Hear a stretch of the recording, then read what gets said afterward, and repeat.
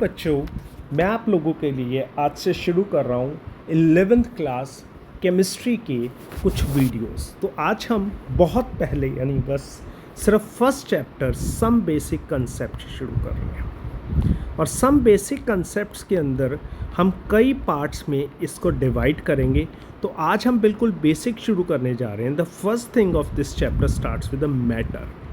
अब ये मैटर क्या होता है? अब +1 का बच्चा बड़ा छोटा सा बच्चा होता है तो उसको क्लैरिटी होनी चाहिए। जो भी चीज़ मेरे बच्चों आपके हाथ में है उसे हम मैटर कहते हैं। In simple language if you want to be define it, anything which occupy space,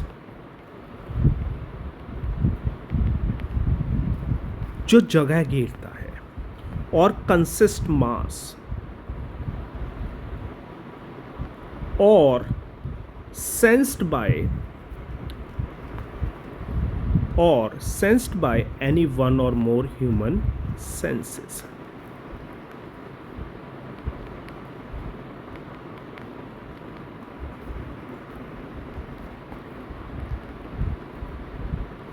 Is known as matter. अब यहाँ पर सेंसेस, गॉड ने हमें 5 सेंसेस दिए, आप सबको पता है।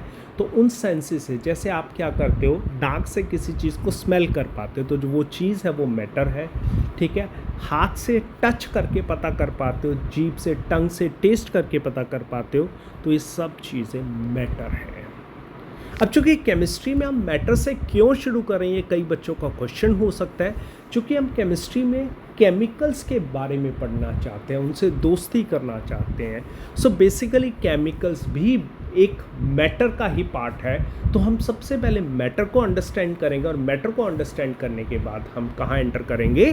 केमिकल्स के वर्ल्ड में एंटर करेंगे। अब मैटर का हम क्लासिफिकेशन करेंगे।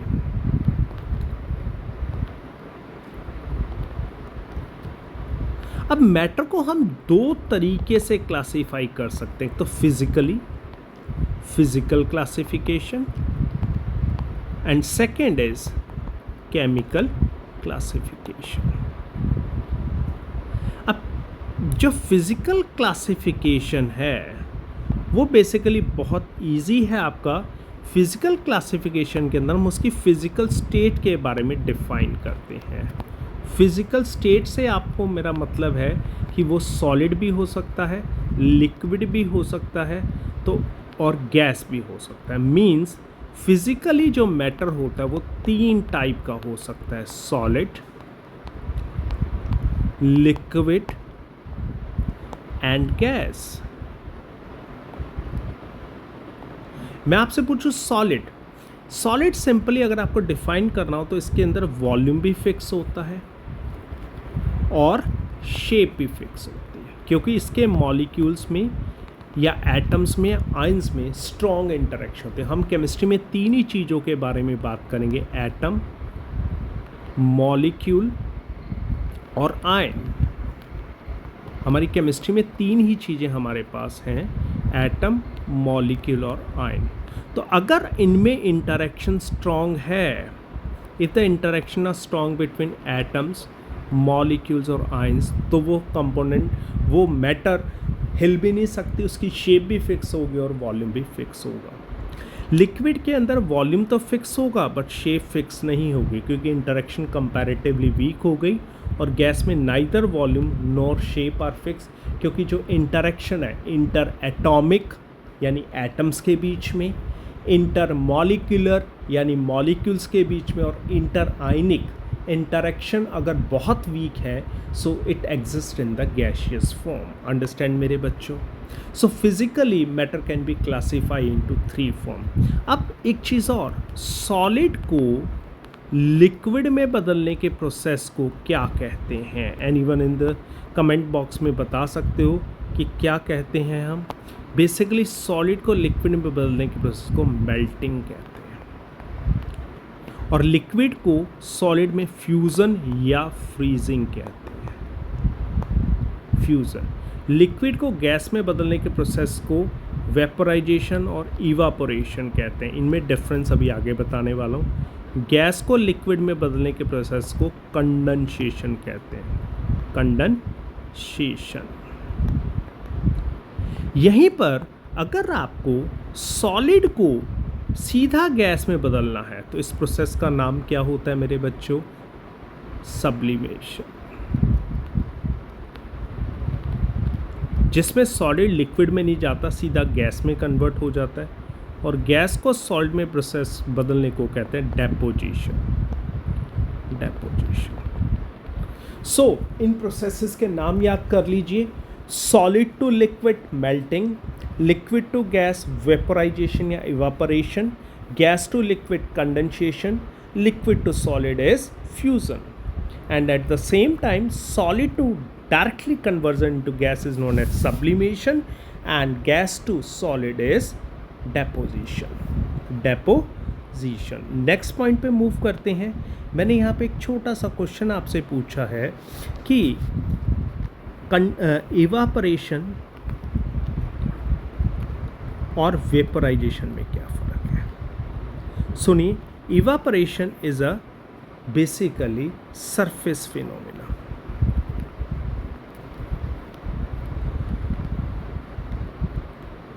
vaporization is a bulk phenomena।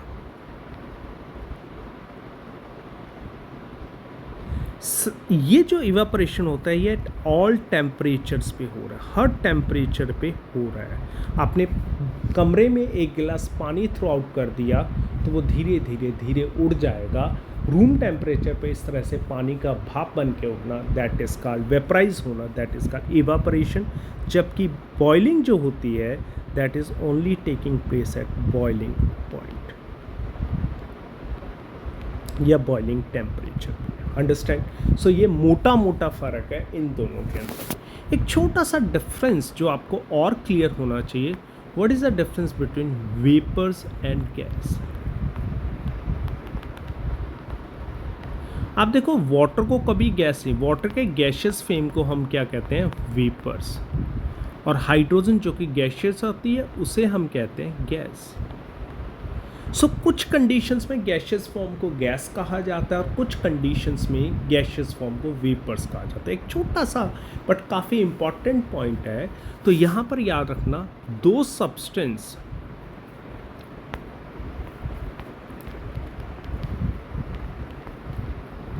which exist in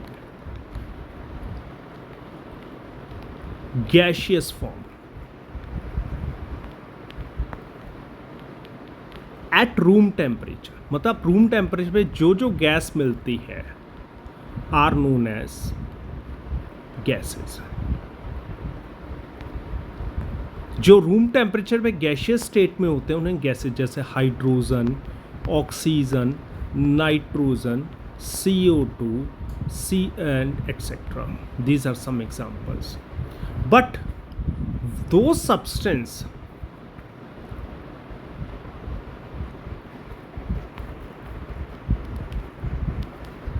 which exist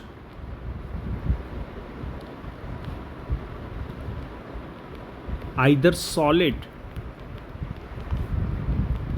or liquid at room temperature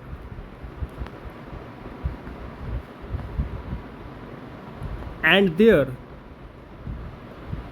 gaseous state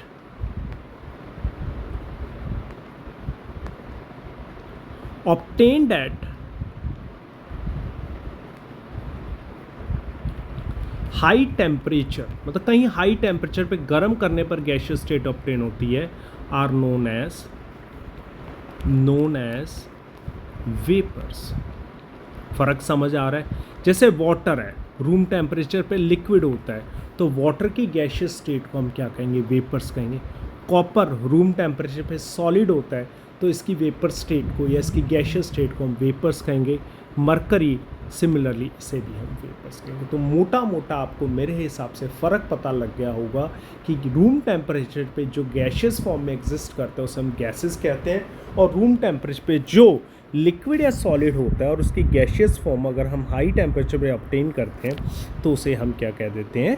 gases कह देते हैं। नाउ सेकेंड पॉइंट, हम मूव करते हैं केमिकल क्लासिफिकेशन पे।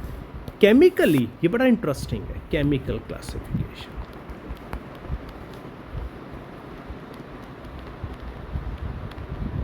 Chemically matter can classify into two categories. कौन कौन से मेरे बच्चों? Pure substance and mixture. Pure substance एक इकलौता होता है. जैसे आपके हाथ में नमक है तो it is a pure substance, और आपके हाथ में, एक हाथ में नमक और एक हाथ में चीनी है, दोनों को मिक्स कर दिया तो वो क्या बन जाता है? मिक्सचर. तो जो pure substance is the simplest form होती है, सिंगल कंपोनेंट होता है, और यानी it is a single component, it consist single component.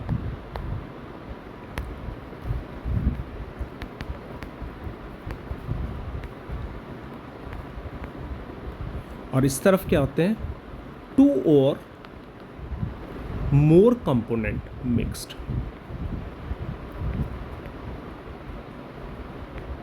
Clear? अब हम आते हैं प्योर सब्सटेंस में.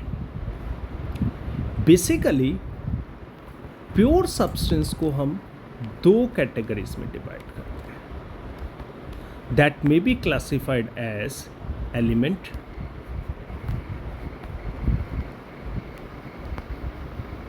और कंपाउंड. एलिमेंट सिंपली अगर कहें, it's a simplest form of the matter.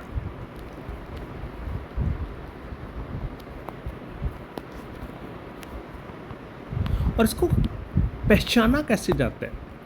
All atoms, मतलब सारे के सारे जो एटम्स है वो एलिमेंट्स है. And homoatomic molecules. Homo मैंने सेम एटम से बने हुए मॉलिक्यूल्स, इन सबको हम एलिमेंट कहेंगे. कैसे? मैंने लिखा हीलियम, नियॉन, आर्गन, ये एटम है. मैंने लिखा O2. अब O2 में आप ध्यान से देखो, दोनों एटम सेम है. N2, P4 ऐसे. So these are combinedly called elements, क्योंकि ये सबके सब किससे बने होते हैं? एक ही टाइप के एटम से बने हुए मॉलिक्यूल्स. दूसरी तरफ कंपाउंड क्या होते हैं? ये बेसिकली एलिमेंट के कंबाइन से. Compounds are form bye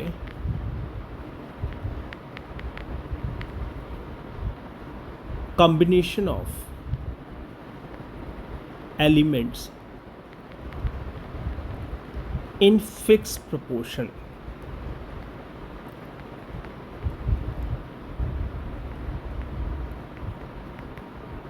by mass. Basically जो कंपाउंड्स होते हैं इसमें कौन आते हैं? That is hetero atomic molecules. मतलब वो मॉलिक्यूल्स जो डिफरेंट टाइप के एटम से, जैसे CO हो गया, CO2 हो गया, NaCl हो गया, ग्लूकोज हो गया, एक्सेट्रा. अंडरस्टैंड हो रही है बात मेरे बच्चों को? सो element is a simplest form and compound which can be form by combination of elements. Elements में एटम्स या होमो एटॉमिक मॉलिक्यूल्स आते हैं, कंपाउंड में हेटेरो एटॉमिक मॉलिक्यूल्स आते हैं. अभी तक मैंने क्लासिफिकेशन क्या किया? मैटर दो तरीके से क्लासिफाई हुई है, प्योर सब्सटेंस और मिक्सचर. प्योर सब्सटेंस आगे दो टाइप का होता है, एलिमेंट या कंपाउंड. फिर हम मूव करते हैं नेक्स्ट पॉइंट के ऊपर. दैट कम्स कि बेसिकली आपका मिक्सचर कितने टाइप का होता है. नहीं, बिफोर मिक्सचर हम एक चीज़ को और क्लियर कर लें. एलिमेंट आपका तीन कैटेगरी का होता है. That may be classified as metal, non-metal और metalloid. Whereas compound आपका दो टाइप का होता है, inorganic and organic. ये सब हम बाद में डिस्कस करेंगे. फिर आते हैं मिक्सचर. अब मिक्सचर दो टाइप का होता है, होमोजीनस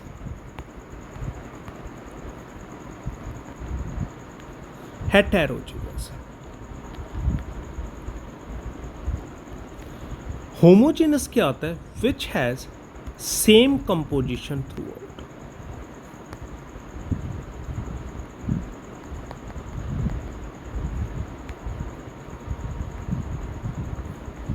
और ये जो होता है not same composition through out. इसको समझने के लिए एक बहुत सिंपल सा एग्जांपल आपको देता हूँ। मान लीजिए आपका एक टेस्ट हुआ, एग्ज़ाम हुआ, और एग्ज़ाम के बाद जब आप घर आए बहुत थके हुए थे, गर्मी का टाइम है, तो आपने मम्मा को बोला कि मैंगो शेक बना के दो।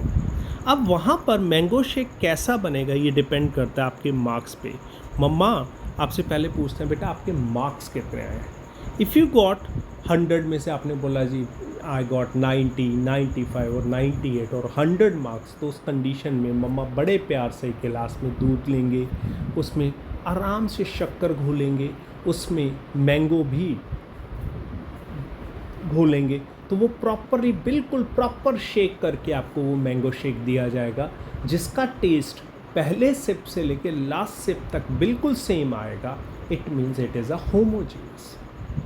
You are getting the same taste for the first sip as well as the last sip, so it is called homogeneous. On the other hand, अगर आपने कहा कि मम्मा I got fail, I got 10 marks in the exam, so in that condition मम्मा को गुस्सा आएगा, मम्मा गुस्से में glass लेंगे, दूध डालेंगे, चीनी डालेंगे और मैंगो डाल के कहेंगे लो पी लीजिए। तो आपको वो दूध या मैंगो शेक, जिसे हम मैंगो शेक कह रहे हैं, उसका टेस्ट कहीं पे बहुत मीठा, कहीं पे सिर्फ मैंगो, कहीं पे सिर्फ दूध, अलग अलग टेस्ट आ रहे हैं हर सिप के अंदर। So in that condition that is called the heterogeneous. So अगर मैं प्रोबेबली पूरे मैटर को दोबारा से क्लासीफाई करूं आपके सामने, तो मैटर के हमने 2 क्लासिफिकेशन पढ़े। कौन कौन से, मेरी हेल्प कीजिए, साथ साथ डिस्कस करते हुए कीजिए। Physical classification and chemical classification. Physical classification में आपने क्या पढ़ा? You have studied a simply it may be classify as solid, liquid और गैस, जिनके इंटरकन्वर्जेंस मैंने आपको बता दिए। जबकि केमिकल क्लासिफिकेशन के अंदर क्या आएगा आपके लिए? It may B pure substance और mixture. Pure substance is further classified into a metals. Pure substance is element and compound. Element and compound, और इनको भी फर्दर क्लासीफाई किया गया है। एलिमेंट में क्या आता है? Metals, non metals and metalloids. Compound 2 type के होते हैं, इनऑर्गेनिक एंड ऑर्गेनिक। और मिक्सचर भी 2 टाइप के होते हैं, होमोजेनस एंड हेटेरोजेनस। सो आज मैंने पहली वीडियो में आपको कोशिश की है मैटर को क्लासीफाई करने की। यहाँ पे एक छोटा सा डिफरेंस काफ़ी मुश्किल लगता है बच्चों को, बट है कुछ नहीं कि सर कंपाउंड और मिक्सचर में क्या फ़र्क है।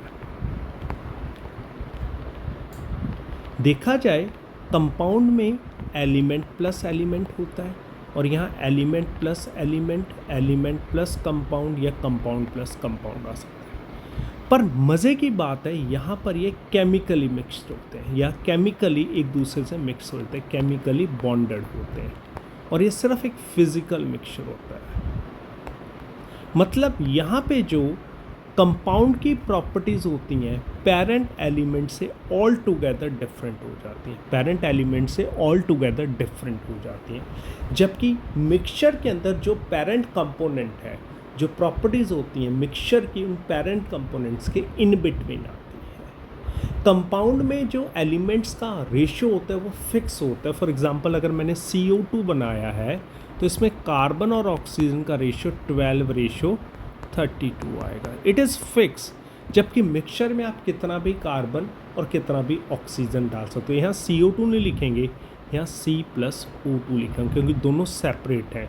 मीन्स कंपाउंड में जो एलिमेंट मिक्सड हैं उनको हम किसी भी फिज़िकल मेथड से सेपरेट नहीं कर सकते। We required a chemical method to separate them, जबकि मिक्सचर के अंदर हम कंपोनेंट्स को physical method like filtration, boiling, evaporation etcetera से हम उनको सेपरेट आउट कर सकते हैं। So thanks a lot. आज आपको मैंने मैटर और उसका क्लासिफिकेशन कराया है। नेक्स्ट क्लास में मैं आपको लॉज ऑफ केमिकल कॉम्बिनेशन दूंगा and then we can go for the special concept जो इस चैप्टर की सबसे बड़ी जड़ है, that is a mole concept. फिर भी कोई भी डाउट है, just comment me and I will be try to just give you the example answers as या करेक्शंस जो भी आपको चाहिए as soon as possible. Thank you, thanks a lot, bye bye.